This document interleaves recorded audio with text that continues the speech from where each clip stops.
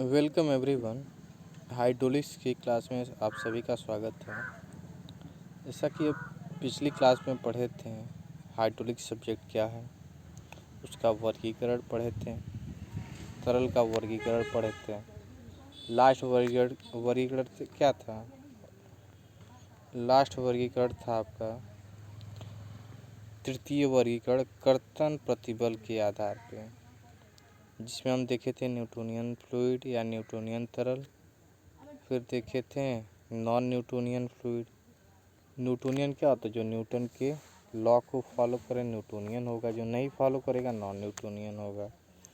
तीसरा देखे थे प्लास्टिक तरल या आइडियल विंघम फ्लूइड। आइडियल विंघम फ्लूइड वो होता है जिसको, जैसे कि आपका टूथपेस्ट होता है, मिट्टी का जो कीचड़ होता है वो होता है, ये सब क्या होते हैं जो हल्का सा बल लगाने पे नहीं निकलते हैं, कुछ ज़्यादा बल लगाएंगे तब निकलेंगे। तो इनिशियल कुछ स्ट्रेस चाहिए इनको डिफॉर्मेशन के लिए। और तीसरा आपका था आदर्श तरल। आदर्श मतलब जिसमें कोई कमी नहीं है, जिसमें ना ही विस्कोसिटी है यानी अश्यान द्रव होगा, श्यानता नहीं होगी, और संपीड़ित मतलब जो कंप्रेस नहीं कर सकते, इनकम्प्रेसिबल होगा। पिस्टन और सिलेंडर के अंदर पानी को दबाया नहीं जा सकता, वैसे ही होता है, ये असंपीड़ित होता है। पृष्ठ तनाव या सरफेस टेंशन भी जीरो होता है। फिगर से हम समझे थे कि देखिए फिगर है, इस फिगर से हम लोग समझे थे कि क्या होता है। देखिए ये आपका था कर्तन प्रतिबल यानी शियर स्ट्रेस इस डायरेक्शन में ऊपर की तरफ, और इस डायरेक्शन में था कि विस्थापन कितना हो रहा है, विरूपण की दर क्या है। तो न्यूटोनियन था एक सीधी रेखा बना रहा था, नॉन न्यूटोनियन जीरो से ही स्टार्ट होके कर्व बना रहा था, और आदर्श प्लास्टिक या विंघम फ्लूइड आपका कुछ शियर स्ट्रेस लगाने के बाद विस्थापित हो रहा था, और ये आइडियल फ्लूइड बिना शियर फोर्स के विस्थापित होगा। तो यही आपका था ग्राफ। इसके बाद हम आगे आज पढ़ेंगे, आगे हम देखेंगे कि स्टडी करेंगे फ्लूइड मटेरियल के, यानी तरल पदार्थ जो होते हैं उनका अध्ययन करेंगे। तो उनको अध्ययन करने के लिए कोई सब्जेक्ट बनाया गया होगा। तो देखिए तरल तरल हम पढ़े थे, तरल दो चीज़ों से बनता है, पहला गैस, दूसरा द्रव। द्रव और गैस मिलके ही द्रव और गैस को ही तरल कहते हैं। तो देखिए जिसमें हम गैसों के बारे में पढ़ते हैं उसे हम गैस मैकेनिक्स या गैसों का यांत्रिकी कहते हैं। तो देखिए इसमें गैसों के बारे में पढ़ेंगे, उसे गैस मैकेनिक्स। ये तरल यांत्रिकी है, फ्लूइड मैकेनिक्स। देखो हम तरल पढ़ने के लिए, तरल पदार्थ जो होते हैं उसको पढ़ने के लिए एक सब्जेक्ट बनाया गया जिसे फ्लूइड मैकेनिक्स कहते हैं, जिसमें हम क्या है तरल पदार्थ के गुण यानी कैरेक्टरिस्टिक, और उसके कैरेक्टरिस्टिक का उपयोग करके आगे उसका उपयोग कैसे करके मशीन बनाते हैं, इस सब्जेक्ट में पढ़ते हैं। तो तरल यांत्रिकी सिंपली है तरल के बारे में, इसमें हम तरल के गुणों के बारे में पढ़ते हैं। अब तरल दो प्रकार का होता है, एक गैस और दूसरा द्रव। तो जिसमें गैस के बारे में पढ़ेंगे उसे गैस मैकेनिक्स या गैसों की यांत्रिकी कहेंगे, और जिसमें द्रव के बारे में पढ़ेंगे उसे हाइड्रो या द्रव यांत्रिकी कहेंगे। द्रव मतलब हाइड्रो, और मैकेनिक्स यानी उसके बारे में पढ़ना या जानकारी, यांत्रिकी।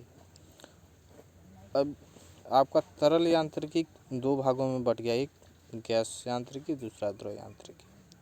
अब हम देखते हैं गैस यांत्रिकी कितने भागों में बढ़ता है।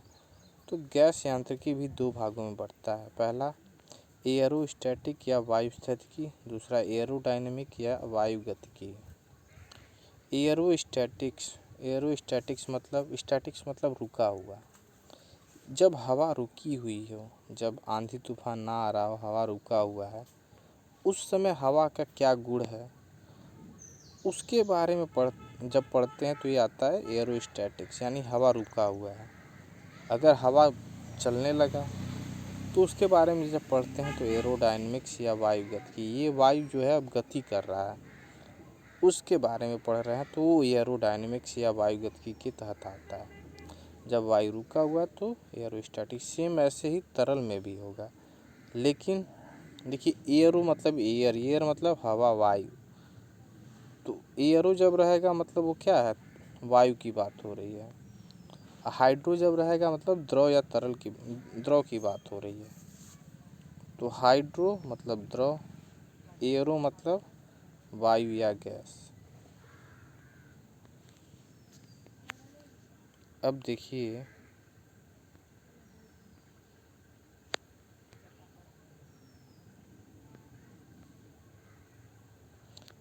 अब जो आपका हाइड्रो मैकेनिक्स था वो भी 3 प्रकार से है। आपका हाइड्रो मैकेनिक्स या द्रव यांत्रिकी है, वो 3 प्रकार से होता है। द्रव मतलब यानी पानी होने की बारे में इसमें पढ़ेंगे, द्रव के बारे में। तो द्रव अगर पानी रुका हुआ है या द्रव रुका हुआ है तो क्या आएगा, उस द्रव रुके हुए जैसे क्या है, तालाब का पानी और आपका कुएं का पानी, वहाँ पे क्या द्रव रुका हुआ होता है। तो वहाँ पे अगर पानी के गुणों के बारे में पढ़ते हैं तो आता है हाइड्रोस्टैटिक्स या द्रव स्थितिकी। दूसरा होता है अगर क्या है आपका नदी में या पाइप में पानी बहने लगे तो आता है हाइड्रोडायनेमिक्स के तहत। लेकिन इसमें क्या मोशन को भी पढ़ते हैं और किस कारण मतलब बह रहा है पानी, आखिर क्यों बह रहा है। तो फोर्स लगाएंगे, फोर्स कहाँ से आएगा, जैसे पंप लगा देते हैं, पंप क्या करता है, पानी को एक जगह से दूसरी जगह भेजने का काम करता है। तो हाइड्रोडायनेमिक्स में हम पहली बात तो मोशन को देखेंगे। मोशन मतलब गति के बारे में पढ़ेंगे। पानी की गति कर रही है तो उसके त्वरण क्या होगा, वेग क्या होगा, पानी कितनी तेज़ी से बह रही है, ये सब देखेंगे। दूसरा देखेंगे कितना बल लग रहा है पानी पे, काइनेटिक एनर्जी, पोटेंशियल एनर्जी, ये सब भी देखेंगे। तो हाइड्रोडायनेमिक्स के तहत ये आता है। अब सिंपली अगर समझ ली, अगर हमें सिर्फ वेग के बारे में पढ़ना, यानी इसमें फोर्स को कंसीडर नहीं करेंगे क्यों बह रहा है, तो हाइड्रोकाइनेमेटिक में आता है, द्रव शुद्ध गतिकी। इसमें ओनली मोशन, यानी इसमें वेग देखेंगे कि पानी का वेग क्या है या द्रव का वेग क्या है, एक्सेलरेशन ये क्या है, तो बस यही सब देखते हैं। लेकिन हाइड्रोडायनेमिक्स में क्या देखते हैं, वेलोसिटी, एक्सेलरेशन तो देखते हैं, लेकिन फोर्स भी देखते हैं, किस कारण पानी बह रही है। ग्रेविटी के कारण बह रही, जब धरती क्या होती है, तिरछी होती है, मतलब ढलान होता है तो पानी बहती है। क्यों बहती, ग्रेविटी के कारण। धरती क्या है, पानी ऊंचाई से नीचे की तरफ बहता है। क्यों ऊंचे से नीचे, क्योंकि ग्रेविटी उसको खींचता है। धरती का गुरुत्वाकर्षण बल ही उसे खींचता है, इसीलिए पानी हमेशा कम ऊंचाई की तरफ ही बहेगा।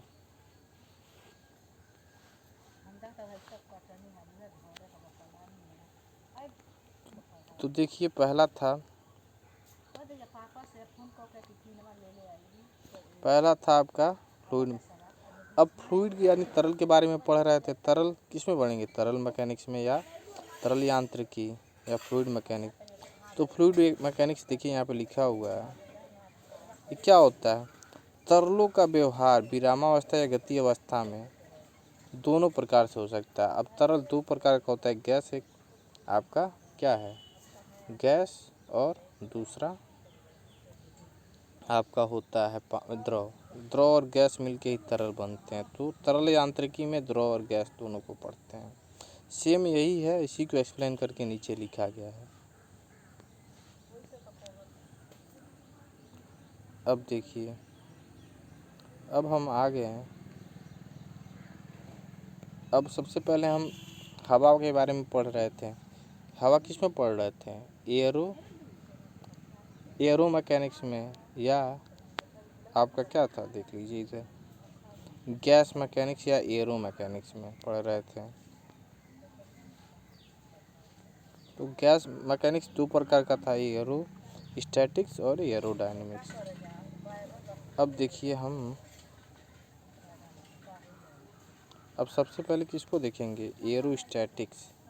एरोस्टैटिक्स मतलब हवा जब रुका हुआ है। देखिए यहाँ शांत गैसों का अध्ययन करते हैं, जैसे सीएनजी सिलेंडर में बंद है, रुका हुआ है, या हवा रुकी हुई है उसका।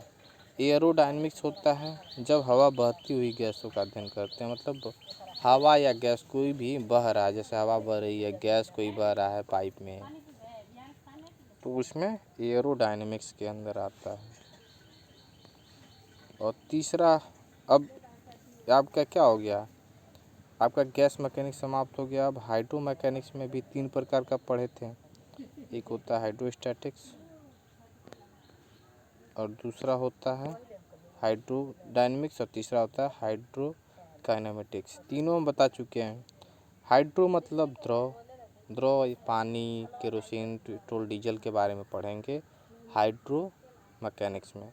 अब हाइड्रो मैकेनिक्स में पहला आ गया हाइड्रोस्टैटिक्स। हाइड्रोस्टैटिक्स क्या होता है, द्रव स्थितिकी। इसमें क्या होता है कि द्रव जो है रुका होता है, जैसे कि पानी विरामावस्था के अंदर रहती है। देखिए द्रव का व्यवहार विरामावस्था में अध्ययन करते हैं, यानी पानी रुका हुआ है तो उसका क्या व्यवहार होगा, इसका स्टडी करना होगा, तो हाइड्रोस्टैटिक्स के अंदर आएगा। अगर गति करने लगा जैसे नदी में, पाइप में, तो डायनेमिक्स में आ जाएगा। हाइड्रोकाइनेमेटिक्स, जब द्रव गति करता है लेकिन उसके कारण क्या है, बल किस कारण बह रहा है, उस कारण का अध्ययन नहीं करते हैं, तो हाइड्रोकाइनेमेटिक्स होता है। लेकिन हाइड्रोडायनेमिक्स में देखते हैं कि किस कारण पानी बह रही, ग्रेविटी के कारण बह रही है कि पंप लगा के हम फोर्स लगा रहे हैं उसके कारण बह रही है। तो हाइड्रोडायनेमिक्स में फोर्स और मोशन दोनों देखते हैं, बल और गति दोनों देखते हैं। और हाइड्रोकाइनेमेटिक्स में सिर्फ गति देखते हैं। गति मतलब वेलोसिटी, एक्सेलरेशन, पानी कितनी तेज़ी से बह रहा है, उसका एक्सेलरेशन क्या है, वेलोसिटी क्या है, एक्सेलरेशन मतलब त्वरण।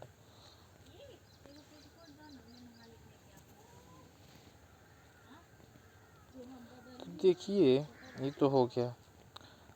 अब जो द्रव इंजीनियरिंग यानी हाइड्रोलिक सब्जेक्ट जो आप पढ़ते हैं, हाइड्रोलिक सब्जेक्ट में कुछ महान साइंटिस्ट हुए जिनका योगदान रहा है इस सब्जेक्ट को बनाने में। तो मेनली 3-4 साइंटिस्ट हैं जो उनका बहुत ज़्यादा योगदान रहा है। उनका नाम आपके स्क्रीन पे भी दिख रहा होगा। देखिए ये आपके क्या हैं, द्रव इंजीनियरिंग के विकास में इंजीनियरों का नाम, कौन कौन से साइंटिस्ट हैं जो हाइड्रोलिक सब्जेक्ट में योगदान दिए। पहला पास्कल लॉ हम पढ़ेंगे आगे, इनका योगदान बहुत रहा है। इन्हीं के पास्कल लॉ पे ही जो आप देखते हैं क्रेन, जेसीबी या जो भी हाइड्रोलिक सिस्टम देखते हैं, कहीं न कहीं पास्कल लॉ का उपयोग होता ही होता है। तो ये हो गया आपका पास्कल लॉ।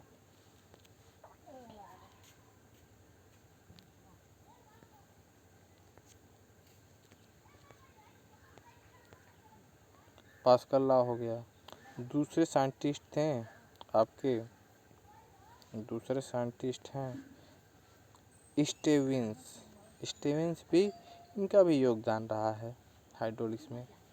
तीसरे हैं गैलीलियो आप सुने होंगे, महान साइंटिस्ट थे जिन्होंने दूरबीन का आविष्कार किया और भी बहुत सारी चीज़ों का इन्होंने बहुत सारे नियम दिए हैं। उसमें द्रव के लिए भी नियम दिए हुए हैं। बर्नौली बहुत ही महान साइंटिस्ट थे। इनका ही सबसे बड़ा योगदान अगर देखा जाए तो बर्नौली क्या है, आप हाइड्रोलिक्स या फ्लूइड मैकेनिक्स सब्जेक्ट पढ़ते हैं उसमें।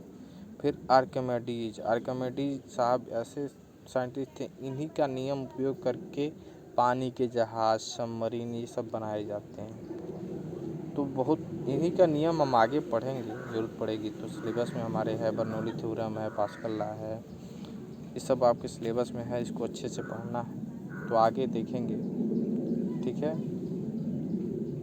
फिलहाल हम चलते हैं और देखते हैं कि आपका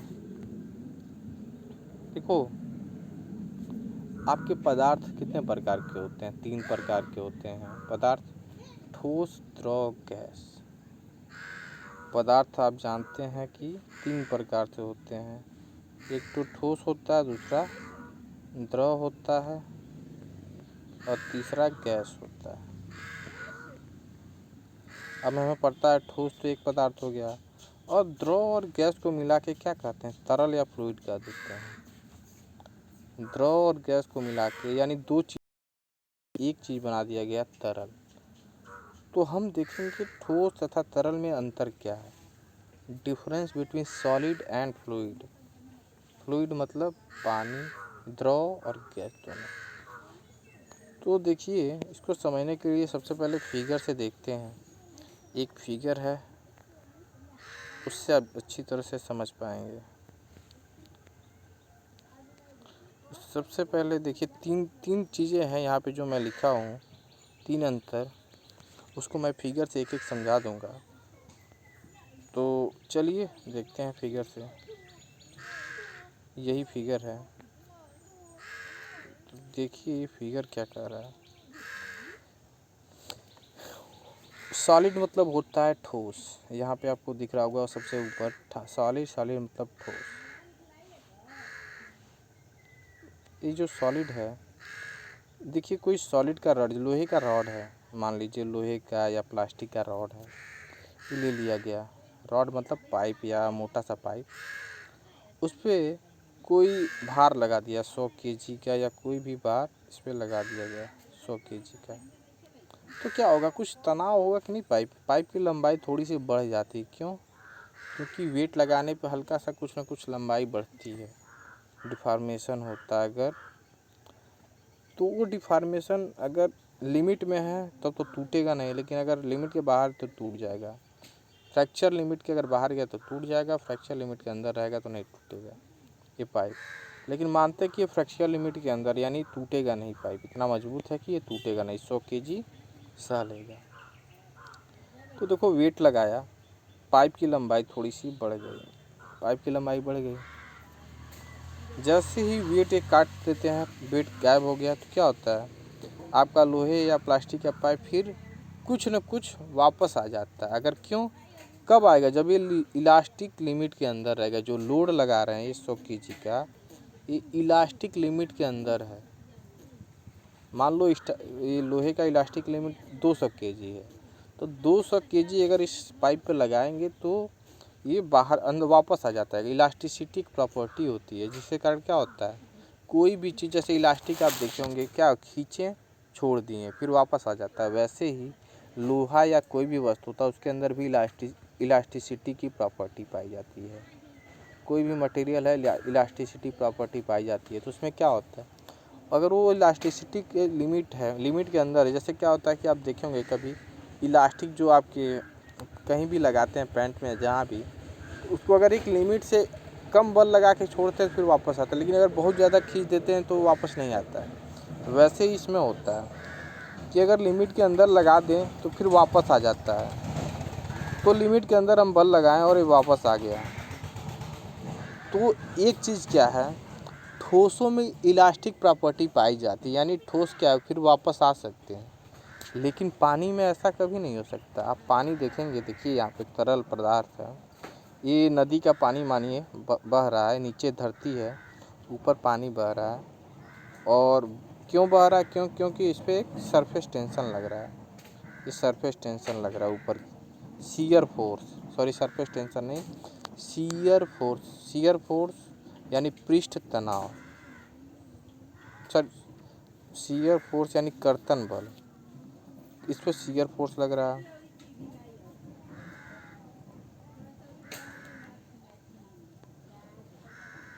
तो देखिए पानी है, नदी में बह रहा है, क्योंकि शियर फोर्स लग रहा है। शियर फोर्स कहाँ से आया, ग्रेविटी के कारण। ग्रेविटी यानी नीचे खाल है, ऊपर ऊंचाई है, तो नीचे की तरफ क्या होगा, पानी आपका बहेगा। तो हमेशा पानी नीचे की तरफ बहता है, इधर कम ऊंचाई रहेगा, इधर ज़्यादा ऊंचाई रहेगा, तभी ये बहेगा। अगर नहीं रहेगा तो पानी रुक जाएगा। तो इसी कारण पानी बहती है, और ऊंचाई के कारण ही, ग्रेविटी फोर्स के कारण ही इस पर एक शियर फोर्स लगता है, जिसके कारण क्या पानी बहता है। तो मानिए ये कोई पानी यहाँ पे है और उस पर शियर फोर्स लगा तो पानी धीरे धीरे बहने लगेगा। 5 सेकेंड में यहाँ पहुँच गया, फिर 5 सेकेंड बाद फिर आगे बढ़ेगा, फिर 5 सेकेंड बाद फिर आगे बढ़ेगा। यानी पानी जो है कंटिन्यूअस बहती रहती है आगे की तरफ, ऐसा नहीं कि फिर वापस आ रही है, वापस नहीं आती है। अगर एक बार शियर फोर्स लग गया तो बहने लगेगी और बहुत ज़्यादा डिफॉर्मेशन होता है। अगर आप लोहे में अगर इतना फोर्स लगाएंगे तो कोई डिफॉर्मेशन नहीं होगा, लेकिन पानी में हल्का सा भी फोर्स लगाएंगे शियर फोर्स तो बहुत तेज़ी से बहने लगेगा और वो डिफॉर्मेशन कंटिन्यूअस होता है, काफ़ी देर तक होता है और एक वापस फिर नहीं आता। यानी पानी यानी जो तरल पदार्थ हैं द्रव और गैस, उसमें इलास्टिक प्रॉपर्टी नहीं पाई जाती है, इलास्टिसिटी प्रॉपर्टी नहीं होती है। यानी इलास्टिसिटी की प्रॉपर्टी क्या होती है, जीरो होती है। तो पहला अंतर, ठोस के अंदर इलास्टिक प्रॉपर्टी पाई जाती है, तरल के अंदर इलास्टिक प्रॉपर्टी नहीं पाई जाती है। दूसरा क्या है कि देखिए जो आपका ठोस पदार्थ होता है, ये ठोस पदार्थ है, इस पे आप क्या है ये तनाव बल लगाएंगे तो शियर क्या होगा, टेंशन आपका जनरेट होगा, उसके कारण क्या होगा, टेंसाइल स्ट्रेस जनरेट होगा। तो ठोस पदार्थ जो होते हैं उनके अंदर आपका तीनों यानी ठोस यानी क्या होगा, टेंशन बल। देखिए यहाँ पे ठोस के अंदर क्या होता है, आपके सभी प्रकार के बाह्य बल लगते हैं, जैसे कि तनाव बल यानी टेंसाइल फोर्स, संपीड़न यानी कंप्रेसिव फोर्स और कर्तन बल यानी शियर फोर्स, तीनों लगता है। ठोस में तीनों प्रकार के बल लगते हैं, टेंसाइल, कंप्रेसिव और आपका टेंसाइल, कंप्रेसिव और शियर, तीनों लगता है। लेकिन वहीं तरल में आपका संपीड़न लगता है यानी कंप्रेसिव फोर्स लगता है। आप जब पानी को या किसी सिलेंडर में दबाएंगे तो विरोध करेगा मतलब विरोधी तो होता है कंप्रेसिव फोर्स। और वैसे ही लेकिन आप पानी को खींचेंगे तो टेंसाइल फोर्स नहीं देता है। तो आप जो पानी जो है वो टेंसाइल फोर्स का विरोध नहीं करता है, लेकिन वो शियर फोर्स यानी कर्तन बल और संपीड़न बल का विरोध करता है। तो कहने का मतलब ये है कि जो ठोस पदार्थ हैं उसको खींचेंगे आप पकड़ के तो विरोध करेगा। जैसे लोहा दोनों साइड से खींचोगे तो क्या विरोध करता है कि नहीं करता, तभी तो लोहा टूटता नहीं है। लेकिन पानी आप दोनों साइड से खींचोगे तो विरोध नहीं करेगा, आराम से उसको जहाँ ले जाओगे, पानी में जाओ ऐसे ऐसे करो आराम से हो जाता है, विरोध नहीं करता है। उसको खींचने की कोशिश करो, आराम से खींचा जाएगा। ठीक है, तो यही होती है, कुछ प्रॉपर्टी होती है जो आपकी ठोस और तरल की होती है। और एक प्रॉपर्टी हम जो आपको बताए थे कि ठोस क्या है, ठोस को बल लगाओगे तो थोड़ा सा विस्थापित होगा, 1 सेंटीमीटर 2 सेंटीमीटर। यानी लोहे का रॉड लो या प्लास्टिक का रॉड लो, उसको खूब तेज़ी से खींचो तो 1 सेंटीमीटर बढ़ेगा लंबाई, लेकिन 2 सेंटीमीटर बढ़ेगा। लेकिन वहीं पानी को थोड़ा सा शियर स्ट्रेस लगा के देखो, यानी बहाव थोड़ा सा, तुरंत पूरे बह जाएगा, पूरे 10 फीट 20 फीट 50 फीट चला जाएगा दूर तक। यानी पानी में विस्थापन बहुत ज़्यादा होता है, पानी यानी तरल में, और ठोस में कोई विस्थापन नहीं होता है, मतलब नाम मात्र का होता है, 1 सेंटीमीटर 2 सेंटीमीटर। तो वही पहला पॉइंट है कि ठोस में विस्थापन बहुत ज़्यादा नहीं होता है। यानी देखिए यहाँ का ठोस में भार या बल लगाने पर विरूपण स्थिर रहता है, यानी 1 सेंटीमीटर 2 सेंटीमीटर के बाद रुक जाएगा। लेकिन जबकि तरल में विरूपण समय के साथ बदलता है, समय के साथ बदलता है मतलब आप तरल में लगाओ 5 सेंटीमीटर बाद कहीं और चला जाएगा, फिर 5 सेकंड में 1 मीटर गया, फिर 5 सेकंड में 2 मीटर पहुंच जाएगा, मतलब 1 मीटर और आगे पहुंच जाएगा। तब समय के साथ वो आगे बढ़ता रहेगा। लेकिन ठोस नहीं है, समय के साथ बढ़ता रहेगा, वो 1 सेंटीमीटर बढ़ गया, फिर बहुत ज़्यादा फोर्स लगाओगे तब जाके थोड़ा सा और बढ़ेगा। लेकिन तरल में क्या है, एक बार लगा दिए थोड़ा सा शियर स्ट्रेस तो बहने लगा, मतलब बहता जाएगा काफ़ी दूर तक बहेगा। यानी विरूपण समय के साथ बदलता रहता है। तो एक बार और समझा देते हैं, देखिए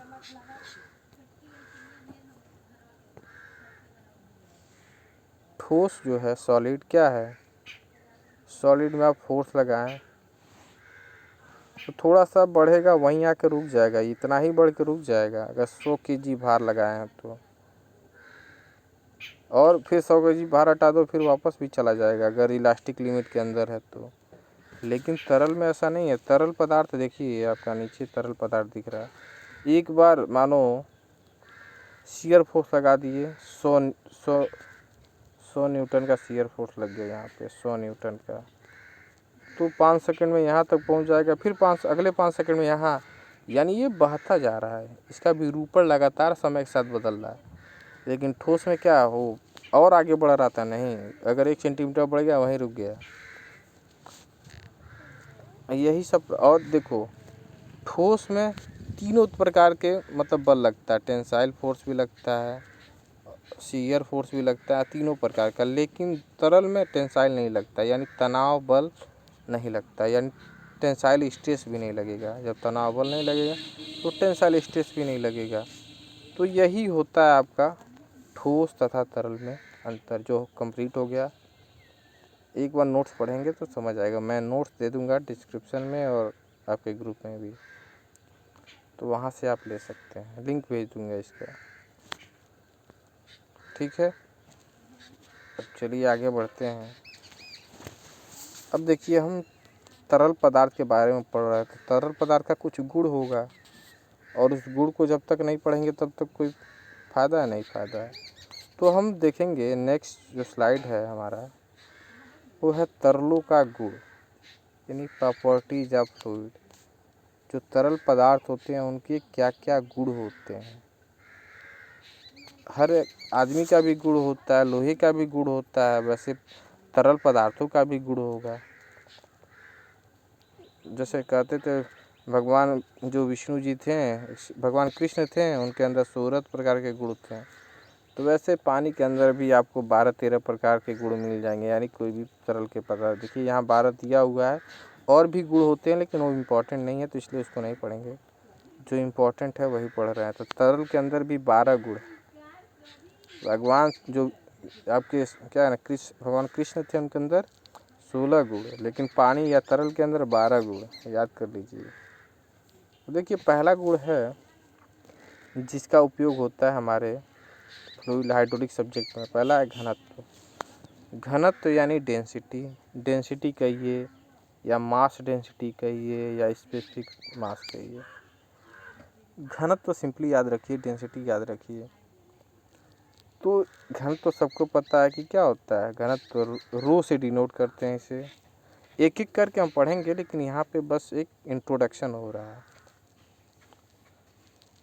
घनत्व ये बताता है कि कोई चीज़ कितना भारी है। जिसका घनत्व बहुत ज़्यादा होता है वो बहुत भारी होता है। जैसे कि लोहे का घनत्व ज़्यादा होता है तो कम ही छोटा सा ही रहता है लेकिन भारी रहता है। वहीं लकड़ी का घनत्व कम होता है, तो लकड़ी का घनत्व छोटा सा ही रहे, मतलब लकड़ी बहुत बड़ा होगा तब लोहे के बराबर आएगा, मतलब उसका घनत्व कम होता है। तो मान लो कि 1 मीटर क्यूब का लकड़ी है, उसका भार क्या होगा, बहुत कम होगा लोहे के कंपैरिजन में। अगर 1 मीटर क्यूब का लोहा है तो आयतन फिक्स कर दें तो क्या होगा, जिसका घनत्व ज़्यादा रहेगा उसका द्रव्यमान भी ज़्यादा रहेगा। तो घनत्व का फार्मूला हम पढ़ेंगे इसको डिटेल में, फिलहाल तो इंट्रोडक्शन चल रहा है। पहला गुण हो गया घनत्व। दूसरा होता है अपेक्षित भार। अपेक्षित भार या भार घनत्व। यहाँ पे हम क्या पढ़ रहे थे, यहाँ पे द्रव्यमान घनत्व पढ़ रहे थे। मास मतलब होता है द्रव्यमान, इसको घनत्व कहिए या द्रव्यमान घनत्व। जो नीचे वाला ये भार घनत्व होता है। आप पढ़े होंगे द्रव्यमान और भार 2 चीज़ होता है। द्रव्यमान अलग होता है, भार अलग होता है।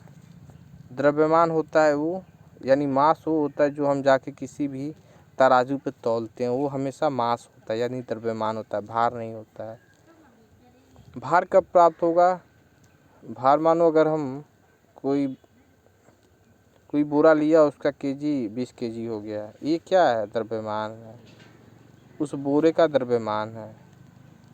बोरे में हो सकता है सोना भरा या कुछ भी भरा हो, 20 केजी आया तो क्या है, 20 केजी मतलब वो भार हो गया। भार यानी भार नहीं, सॉरी, मास हो गया, मास मतलब द्रव्यमान हो गया। जाके तराजू तौले 20 केजी द्रव्यमान हो गया। 20 केजी में गुरुत्वाकर्षण यानी जी से मल्टीप्लाई कर दो, जी मतलब 9.81 से, जी 9.81 या 10 से इसको 10 मान लो, तो ऊपर ऊपर लेके 10 मान लो। तो अगर जी की वैल्यू 10 ले लेंगे तो 20 में 10 से मल्टीप्लाई करेंगे तो 200 हो जाएगा। अब हमें भार प्राप्त हुआ। भार हमेशा जी से मल्टीप्लाई करने पर प्राप्त होता है, इसीलिए भार का फार्मूला क्या होता है, भार W बराबर यम इंटू जी होता है, मास गुणे ग्रेविटेशनल कांस्टेंट। तो भार बराबर क्या हो जाएगा, भार बराबर हो जाएगा यम जी, यम इंटू जी, मास हो गया, ई मास हो जाता है, ग्रेविटेशनल कांस्टेंट हो जाता है। दूसरी प्रॉपर्टी हो गई। तीसरी प्रॉपर्टी होती है आपेक्षित घनत्व या आपेक्षित गुरुत्व, इसे स्पेसिफिक डेंसिटी भी कहते हैं या स्पेसिफिक ग्रेविटी कहते हैं। ये कुछ नहीं होता, दो डेंसिटी का तुलना करते हैं, तो अब डेंसिटी का तुलना करते हैं, इसीलिए इसको क्या कहते हैं, आपेक्षिक कहते हैं या स्पेसिफिक कहते हैं। ससंजन होगा, ससंजन मतलब सेम मॉलिक्यूल्स के बीच में लगने वाला फोर्स, जैसे पानी के कणों के बीच में लगने वाला फोर्स। असंजन मतलब अलग अलग, जैसे पानी पारा, पानी और लकड़ी, उन दोनों के बीच में जो फोर्स लगेगा या अट्रैक्शन बल लगेगा। श्यानता विस्कोसिटी श्यानता कहिए विस्कोसिटी को, या गतिमीय श्यानता काइनेमेटिक विस्कोसिटी। देखिए विस्कोसिटी को काइनेमेटिक विस्कोसिटी कह सकते हैं, लेकिन एक डायनामिक विस्कोसिटी होता है, सॉरी, देखिए इसको जो आपका विस्कोसिटी, इसको कोफिशिएंट ऑफ विस्कोसिटी कह सकते हैं, डायनामिक विस्कोसिटी कह सकते हैं, लेकिन काइनेमेटिक विस्कोसिटी एक अलग टॉपिक होता है पूरी तरह से।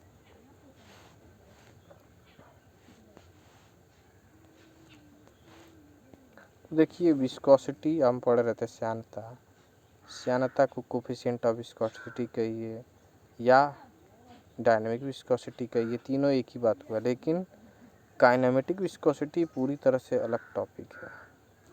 सातवां होता है पृष्ठ तनाव या तल तनाव या सरफेस टेंशन, भी प्रॉपर्टी आगे पढ़ेंगे। आठवां केशिका क्रिया या केशिका, तो कैपिलरी एक्शन या कैपिलरिटी। नवा है दाब एवं वाष्प दाब, pressure and pressure, vapour pressure, सब एक एक कर। 10वां संपीड़ितता, अपेक्षित आयतन, ताप तथा दाब का प्रभाव, सब देखेंगे एक एक करके। बस आज यही क्लास समाप्त करते हैं, अगली क्लास में इसको एक एक करके अच्छे से पढ़ेंगे। सभी का धन्यवाद।